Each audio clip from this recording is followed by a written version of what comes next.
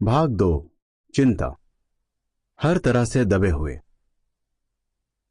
शादी के 25 साल बाद ऐसा लगा जैसे मेरी पूरी दुनिया ही उजड़ गई है। पहले हमारा तलाक हो गया, फिर बच्चों ने यहोवा की उपासना करनी छोड़ दी और मुझे कई गंभीर बीमारियां हो गईं। मैं इतनी निराश हो गई कि मुझ में किसी भी मुश्किल का सामना करने की हिम्मत नहीं रही। यहां तक कि मैंने सभाओं और प्रचार में जाना भी बंद कर दिया। जून। दुनिया में ऐसा कोई नहीं जिसे चिंता नहीं होती। यहोवा के उपासक भी इससे बच नहीं पाए हैं। भजन के लिखने वाले ने भजन 94 के 19 में कहा, मेरे मन में बहुत सी चिंताएं होती हैं। और यीशु ने कहा था कि आखिरी दिनों में जिंदगी की चिंताओं की वजह से परमेश्वर की सेवा करना और भी चुनौतियों भरा हो जाएगा। लूका 21 का 34। क्या आप भी पैसों की तंगी, पारिवारिक समस्याओं या खराब सेहत जैसे मुश्किलों की वजह से खुद को चिंताओं से घिरा हुआ पाते हैं? यहोवा ऐसे हालात का सामना करने में कैसे आपकी मदद कर सकता है? वो ताकत जो आम इंसानों की ताकत से कहीं बढ़कर है। हम अपने दम पर चिंताओं का सामना नहीं कर सकते। प्रेषित पौलुस ने कहा कि हम हर तरह से दबाए जाते हैं, उलझन में होते हैं कि क्या करें, हम गिराए जाते हैं। लेकिन उसने यह भी कहा कि ऐसा नाउमीदी की हद तक नहीं होता। सारे रास्ते बंद नहीं हो जाते और हम नाश नहीं किए जाते हैं। क्या बात हमें चिंताओं का सामना करने में मदद करती है? सर्वशक्तिमान परमेश्वर यहोवा की ताकत, वो ताकत जो आम इंसानों की ताकत से कहीं बढ़कर है। 2 कुरिन्थियों अध्याय 4 आयत 7 से 9।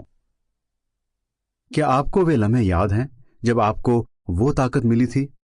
वो हौसला बढ़ाने वाला भाषण जिससे आप उस अटल प्यार को और ज्यादा समझ पाए जो यहोवा आपसे करता है? या वो समय जब दूसरों को भविष्य की सुनहरी आशा के बारे में सिखाते वक्त खुद आपका यहोवा के वादों पर विश्वास मजबूत हुआ था? मसीही सभाओं में हाजिर होने से और दूसरों को अपने विश्वास के बारे में बताने से हमें जिंदगी की चिंताओं का सामना करने की हिम्मत मिलती है। साथ ही हमें मन की शांति मिलती है जिससे हम खुशी खुशी यहोवा की सेवा कर पाते हैं। परख कर देखो कि यहोवा कैसा भला है। कई बार आप शायद ऐसा महसूस करें कि आपको बहुत से काम करने पड़ रहे हैं।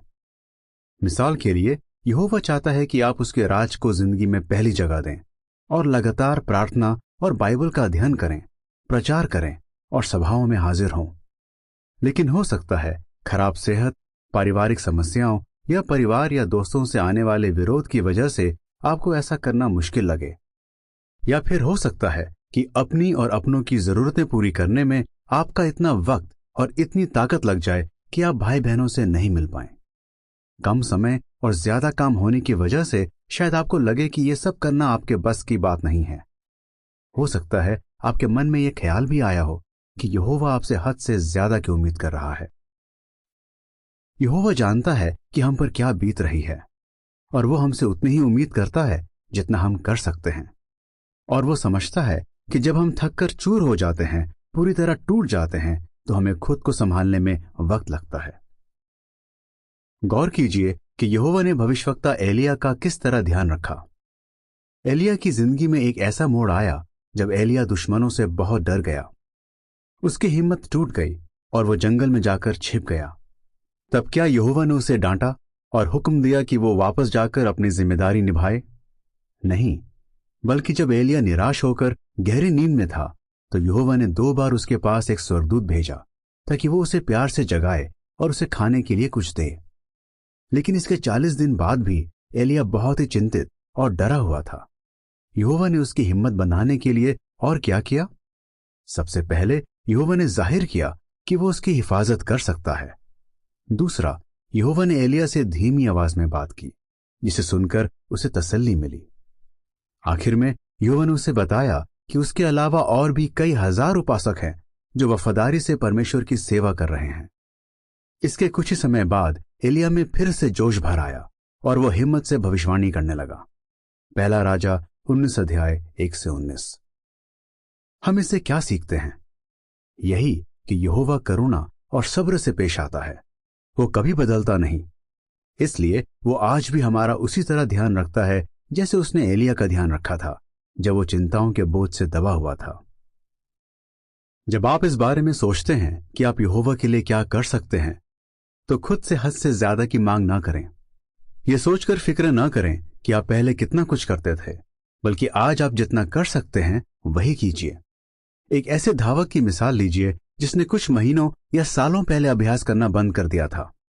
जब वो फिर से अभ्यास करना शुरू करता है तो वो फौरन पहले की तरह तेज नहीं दौड़ सकता।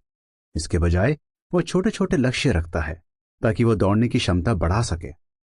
मसीही भी धावकों की तरह हैं। वे भी अपने लक्ष्य को ध्यान में रखते हुए खुद को प्रशिक्षित करते हैं।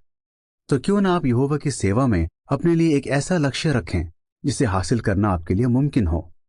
मिसाल के लिए आप मंडली की एक सभा में हाजिर होने का लक्ष्य बना सकते हैं। अपने लक्ष्य को हासिल करने के लिए यहोवा से मदद मांगिए। जैसे जैसे यहोवा के साथ आपका रिश्ता मजबूत होता जाएगा, आप परख पाएंगे कि यहोवा कैसा भला है। भजन 34:8।